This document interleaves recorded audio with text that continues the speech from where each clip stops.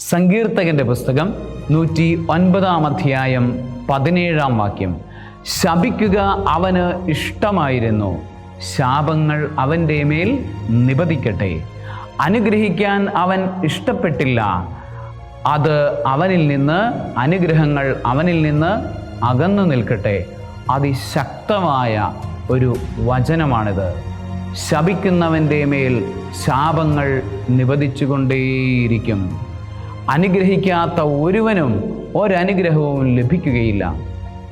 നമ്മൾ മറ്റുള്ളവരെ ശപിക്കുമ്പോൾ അതേ ശാപങ്ങൾ നമ്മളിലേക്ക് തിരിച്ചു വരുന്നു എന്ന് വചനം നമ്മളെ പഠിപ്പിക്കുന്നു.